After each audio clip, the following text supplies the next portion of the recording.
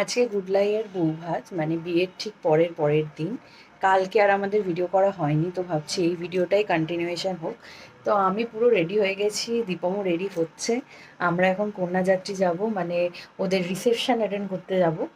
তো চলো আজকের এক ছোট্ট কিছু ক্লিপিংসও তোমাদের সাথে শেয়ার করব। তো তোমরাও সাথে দেখো, তোমাদেরকেও দেখাবো। দীপম পুরো রেডি হয়ে গেছে। আমরা এখন সুন্দর লাগছে রে তোকে। এটা সেই আমাদের এনগেজমেন্টের ড্রেস, ও পরেই না কিছুতে। হ্যাঁ গরম লাগে বল, এখন তাও ওয়েদারটা হ্যাঁ এখন অতটা গরম পড়েনি বলে পরে দিলাম। সেটাই দাও তোমাকে দেখাই। আমি তো এখন দেখো শাড়িটা এভাবে নিয়েছি, কারণ এখন বাসে টাসে করে যাব, তো এখন শাড়ি সেভাবে খুলে নেওয়া যাবে না। ব্যাস এটাই, আমি আজকে এই শাড়িটা পরেছি, ও দিয়েছিল একবার, এই শাড়িটা পরাই হয়নি। চলো যাওয়া যাক। কন্যাযাত্রীতে যাওয়ার জন্য আমরা এই বাসে বসে পড়েছিলাম, আর অনেকটা টাইম লাগছিল সত্যি, কারণ জায়গাটা ছিল নৈহাটি, যেটা আমাদের বাড়ির থেকে প্রায় 3 ঘন্টা দূরে ছিল। তো যেতে যেতে আমরা তো খুবই এক্সস্টেড হয়ে গেছি। তো যাওয়ার পর ওর সাথে একটু ফটো তুলে নিলাম।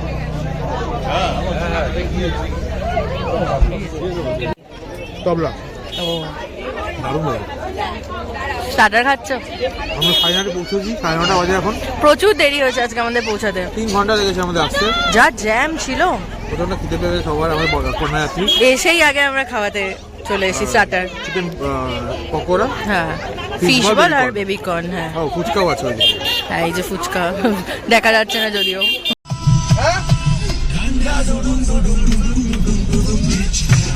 বিয়ে বাড়িতে সেরকম ব্লগ করা হয়নি। আসার সময় আমরা ভীষণ আনন্দ করতে করতে সবাই নাচ গান করতে করতে আসছিলাম, সেটাই তোমাদের সাথে একটু শেয়ার করে নিলাম। আমরা জাস্ট এইমাত্র ফিরলাম। আর আজকে সত্যি কথা বলতে ওদের অনুষ্ঠানটা এমন একটি জায়গায় হয়েছিল যেখানে প্রচুর মানুষ ইনভাইটেড ছিলেন, এবং সবাই মিলেই ওর সাথে গল্প করছিল, একসাথে খাওয়া দাওয়া করছিল। তো আমি বিশেষ কোনো জায়গা বা সুযোগ পাইনি যে আলাদা করে ব্লগ করব, বাট তবুও ছোট ছোট কয়েক সেকেন্ডের ভিডিও আমি তুলেছি যাতে একটু অ্যাড করতে পারি। ঠিক পরের দিনে আমার ছিল অফিস, তো অত রাতে ফিরেও পরের দিন আমি খুবই এক্সস্টেড হয়ে অফিস গেছিলাম। তো অফিসে ছোট কিছু ক্লিপ আগেও তোমাদের সাথে শেয়ার করেছি, তো ভাবলাম আজকেও একটু শেয়ার করা যাক। আর এটা আমার ফেরার টাইমেরই কিছু ভিডিও, তাই অফিস থেকে বেরিয়ে গেলাম।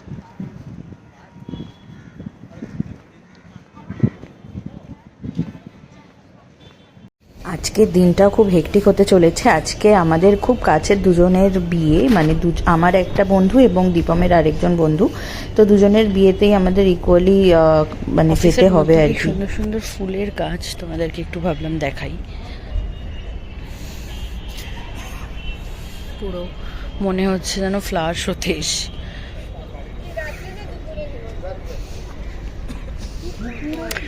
তো আমি আজকের মতো অফিস হয়েই গেছে, এখন বাড়ি ফিরবো। আজকে আবার ইনভিটেশন রয়েছে, তো রেডি ফেডি হয়ে তোমাদেরকে দেখাবো। এখন বাড়ি যাই, শাটল বুক করে নিয়েছি, তো গিয়ে দাঁড়াবো, শাটল এলে বেরোবো।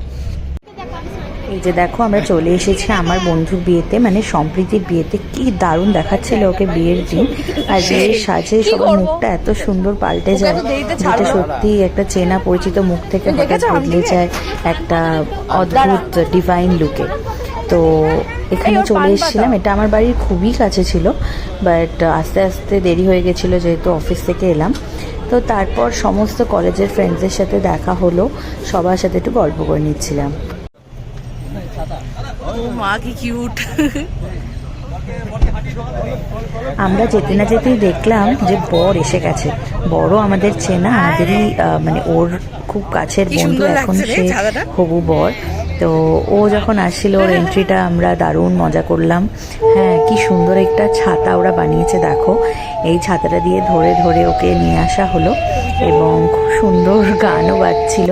আর সব থেকে ভালো লাগছিল যে সমস্ত চেনা পরিচিত মানুষ এখানে, আমাদের সমস্ত কলেজের বন্ধুরা এবং চেনা জানারা সবাই মিলে বিয়েটাতে আমরা এনজয় করছিলাম। এরপর সম্প্রীতিরও এন্ট্রি হচ্ছিল।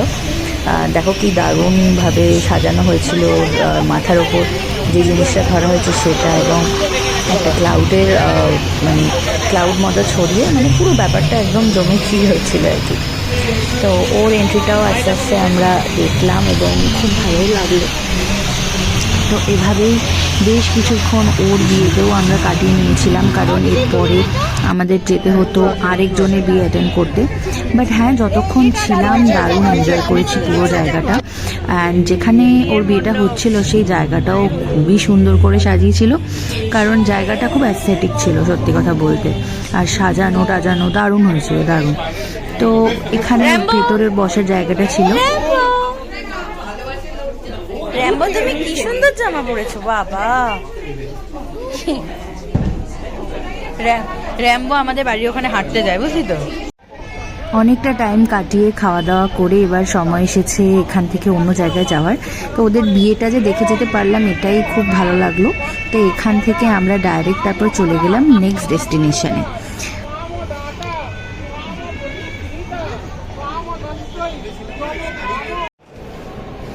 দীপমের ফ্রেন্ডের বিয়েতে এলাম আমরা, অভিষেক। এটা হচ্ছে স্প্রিং ক্লাবে, সায়েন্স সিটির পাশে। আচ্ছা, বেশ ভালোই সাজিয়েছে, বেশ উপরটাও ভালো, সুন্দর দেখতে। হ্যাঁ, আসলে দুটো বিয়ে বাড়ি তো, কিছু করার নেই, যাওয়া যাক। জানো তো একটা মজার কথা, এই যে বিয়ে বাড়িটা আমরা ভেবেছিলাম এটা একটা রিসেপশনের ইনভিটেশন, বাট গিয়ে দেখছি এ কি, এ তো ওর বন্ধুর বিয়ের দিন। তো বিয়ে হচ্ছিল আর ওদেরকে দেখে এত ভালো লাগছিল। বেসিক্যালি অভিষেক, দীপমের ফ্রেন্ড, ও তো খুবই হ্যাপি লাগছিল বিয়ে করে। তো যাই হোক, ওদেরকে জানাই কংগ্রাচুলেশনস। তো আমরা খাওয়া দাওয়া করলাম, খুবই ভালো অ্যারেঞ্জমেন্ট ছিল খাওয়া দাওয়ার। তো এই মাত্র জাস্ট ফিরলাম আর খুব খুব এক্সস্টেড দুইজনই।